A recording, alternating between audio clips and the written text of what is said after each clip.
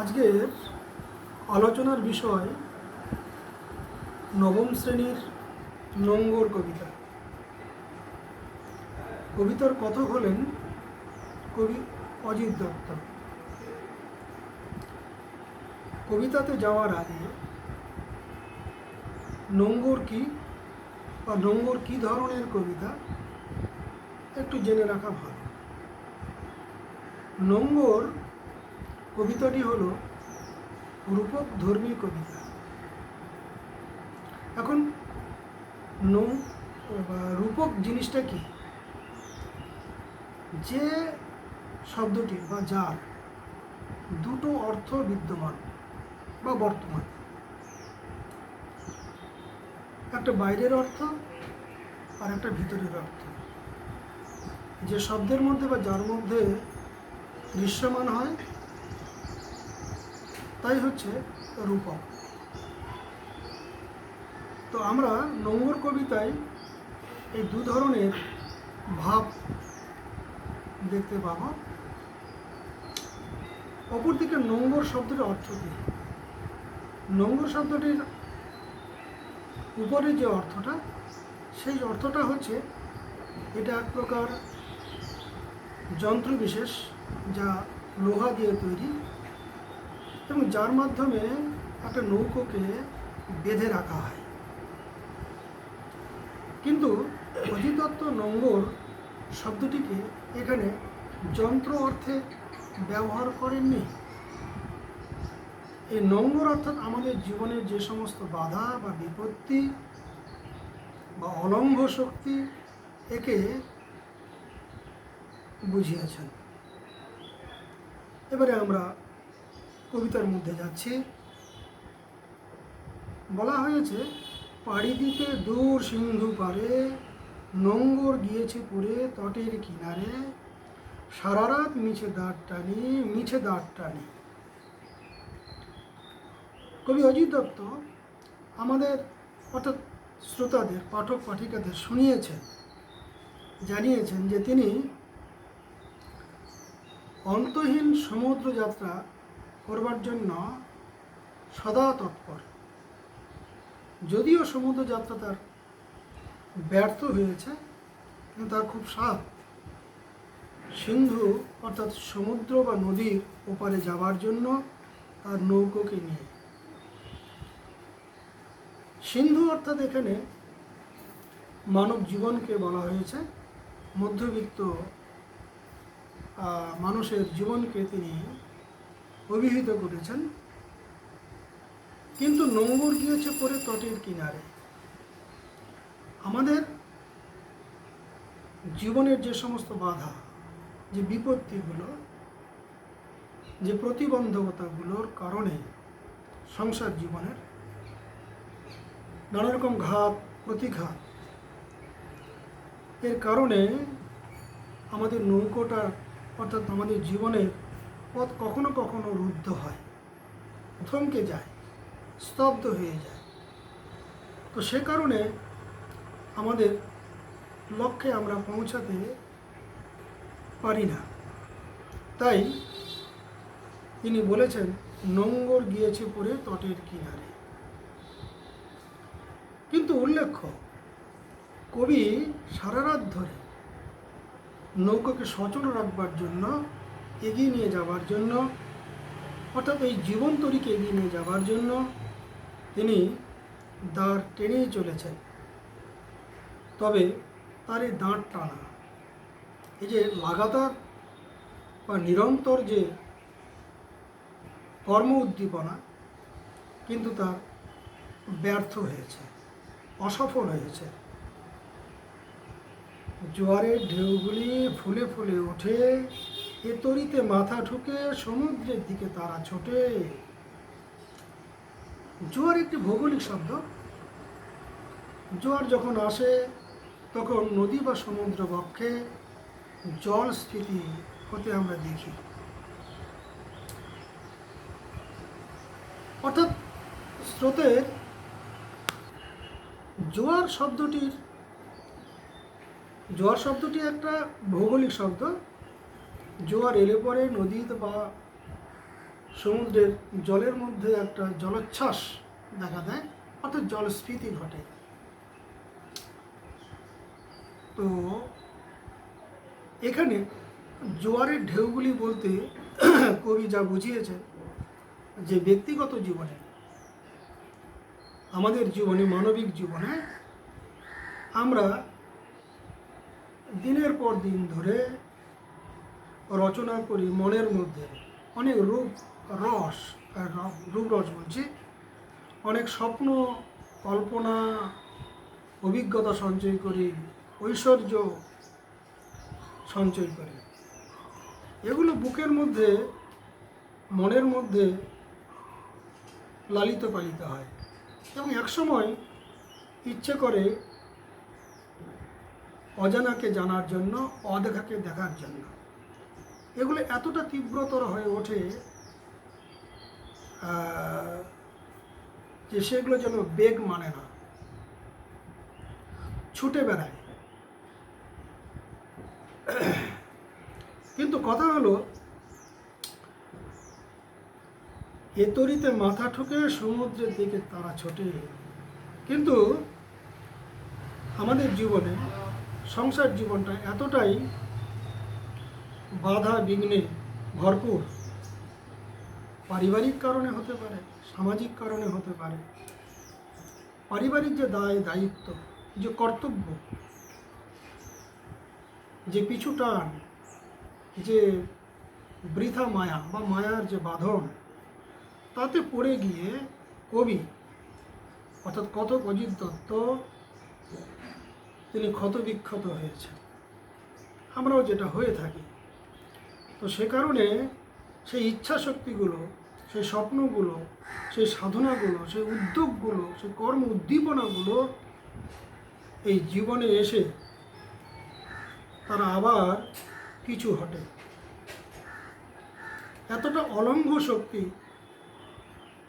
প্রতিদিনকার জীবনের, নিত্যনৈমিত্তিক জীবনের প্রয়োজনের কাছে স্বপ্নগুলো হার মানে। তাই বলা হয়েছে, তরিতে মাথা ঠুকে সমুদ্রের দিকে তারা ছোটে।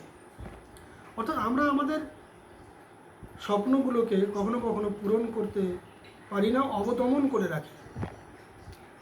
তারপর ভাটার শোষণ, স্রোতের প্রবল প্রাণ করে আহরণ। জোয়ারের বৈপরীত্যে রয়েছে ভাটা। ভাটার যখন সৃষ্টি হয় তখন জলস্ফীতি কমে যায়, অর্থাৎ পূর্বাবস্থা ফিরে আসে। অর্থাৎ নদী বা সমুদ্রের জলগুলোর তার ক্ষমতা, প্রবল যে শক্তি, সেগুলো তারা হারিয়ে ফেলে, অর্থাৎ দুর্বল বা শিথিল হয়ে পড়ে। জোয়ার ভাটায় বাঁধা এ তটের কাছে, আমার বাণিজ্য তরী বাঁধা পড়ে আছে। কবি তিনি তার বাণিজ্য তরী নিয়ে সমুদ্র যাত্রা করবেন বলে আমরা পূর্বেই উল্লেখ করেছি। যতই না দাঁড় টানি, যতই মাছ তুলি গাধি পাল, নম্বরের কাছে বাধা তবু এ নৌকা চিরকাল। কবি আত্মবিশ্বাসী মানুষ। কবিতায়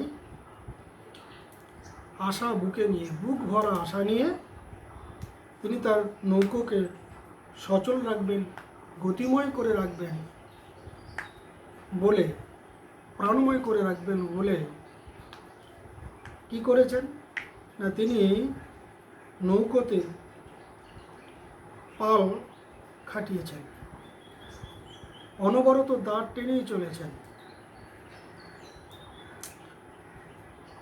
অর্থাৎ তিনি তার কর্মধারাকে অব্যাহত রেখেছেন, যার জন্য লাগাতার তিনি প্রয়াস করে চলেছেন। নিরবচ্ছিন্নভাবে তিনি কর্মকে জারি রেখেছেন। নিস্তব্ধ মুহূর্তগুলি সাগর গর্জনে ওঠে কেঁপে, স্রোতের বিদ্রুপ শুনি প্রতিবার দাঁড়ের নিক্ষেপে। যখন দিন কেটে গিয়ে রাত হয়েছে, রাতের বেলা ভূভারতের সমস্ত মানুষ যখন গভীর ঘুমে আচ্ছন্ন, কবি তখন একা, শুধু একা জেগে। তাই রাত্রের নিস্তব্ধ মুহূর্তগুলো যে কম্পিত প্রকম্পিত হচ্ছে সাগর গর্জনে, তা তিনি শুনতে পাচ্ছেন, অনুধাবন করতে পারছেন। আর সেগুলো মনে হচ্ছে তার প্রত্যেকটি শিরায় উপশিরায় ধ্বনিত প্রতিধ্বনিত হচ্ছে। তাই স্রোত অর্থাৎ সময়, স্রোত তো এখানে প্রতীকী রূপ, সময় তাই তাকে দেখে বিদ্রূপ করছে, ঠাট্টা করছে। কেন? যেহেতু তিনি তার কর্মে সফলকাম হতে পারছেন না, ব্যর্থকাম হচ্ছেন বলে, তিনি তার লক্ষ্যে পৌঁছতে পারছেন না বলে। আসলে প্রত্যেকটা মানুষের একটা অভিপ্সা, সাধনা থাকে, স্বপ্ন থাকে। সেই লক্ষ্যে বা স্বপ্নে পৌঁছতে পারছেন না বলেই স্রোত অর্থাৎ সময় তার প্রতি উপহাস করছে, ঠাট্টা করছে। কিন্তু তিনি অনবরত দাঁড় টেনেই চলেছেন। যতই তারার দিকে চেয়ে করি দিকের নিশানা, ততই বিরামহীন এই দাঁড় টানা। উল্লেখ্য, আমরা দেখি যারা নাবিক, যারা মাঝি, যখন তারা ভাসমান নৌকো নিয়ে, জাহাজ নিয়ে নদীতে চলেন বা সমুদ্রে চলেন, গভীর রাত্রিতে গিয়ে তারা তাদের দিক ভুলে যান, সঠিক দিক নির্ণয় করতে পারেন না। তখন বেগতিক দেখে তারা রাতের আকাশের তারাগুলোকে দেখে দিক ঠিক করেন।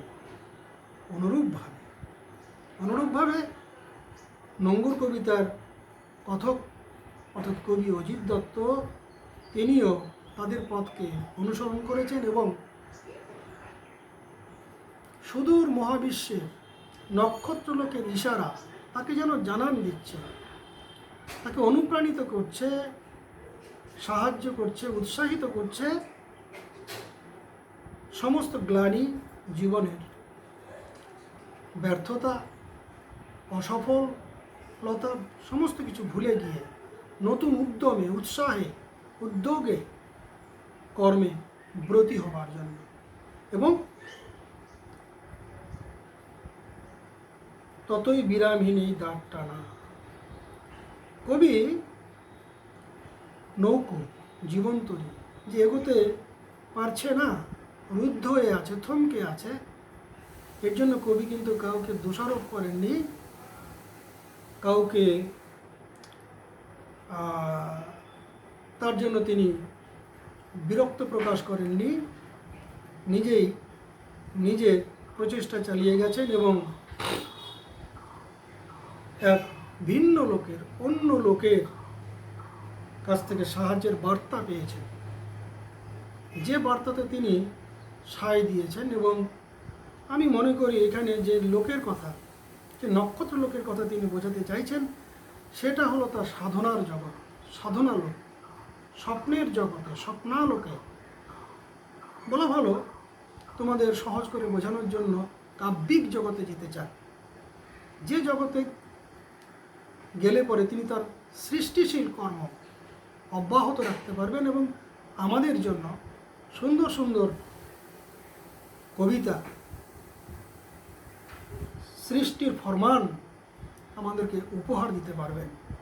তার জীবনটা সার্থক হবে, সফলকাম হবে, যদি আমাদের আত্মপ্রত্যয় বা দৃঢ় বিশ্বাস থাকে, ইচ্ছাশক্তি থাকে। সে কথা নঙ্গুর কবিতায় তিনি তুলে ধরছেন।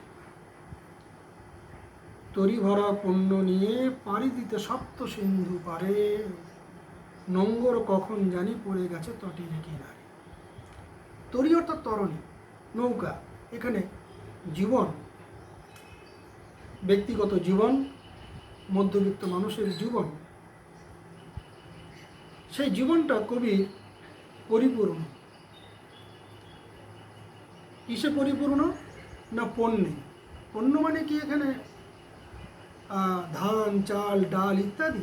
না, এই পণ্য বলতে কবি প্রতিদিন যা তিনি সঞ্চয় করে এসছেন, যা তার তবিল,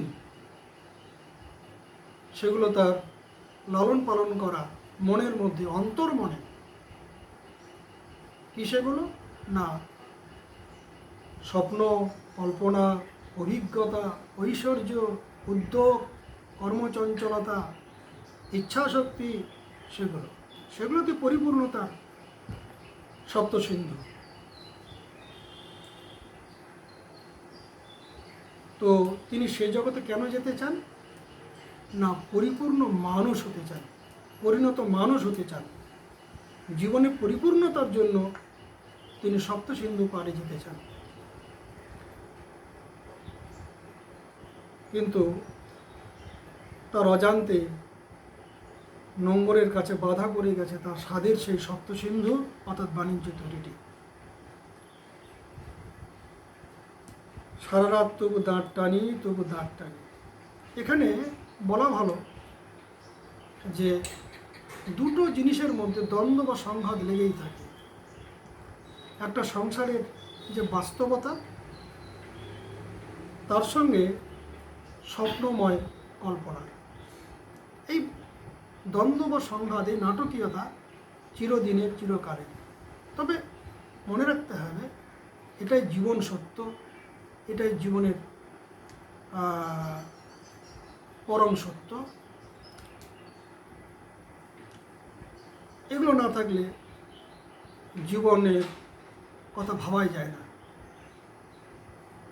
সারা রাত তবু দাঁড় টানি, তবু দাঁড় টানি। সবশেষে বলবো তিনি একটু ব্যথিত হয়েছেন, আকুলতা প্রকাশ করেছেন, কিন্তু তিনি তার লক্ষ্যে পৌঁছানোর জন্য যে বার্তা পাঠকদের দিয়েছেন, যেটা তিনিও নিজেও করে চলেছেন, তা হলো অনিঃশেষ প্রচেষ্টা। এই অনিঃশেষ প্রচেষ্টা থাকলে মানুষ তপস্যায় সিদ্ধি লাভ করবেই। তাই রবীন্দ্রনাথ একই কথা বলে গেছেন যে মানুষের জীবনটা হচ্ছে এক প্রকার তপস্যায়। সেই তপস্যায় সিদ্ধি লাভ করতে গেলে ইচ্ছাশক্তি, সাহস, আত্মবিশ্বাস থাকা জরুরি। নোঙ্গর কবিতায় তারই আরেকবার বার্তা অজিত দত্ত দিলেন, যেন তিনি রবীন্দ্রনাথকেই অনুসরণ করলেন। আজকের আলোচনা এখানেই শেষ করলাম।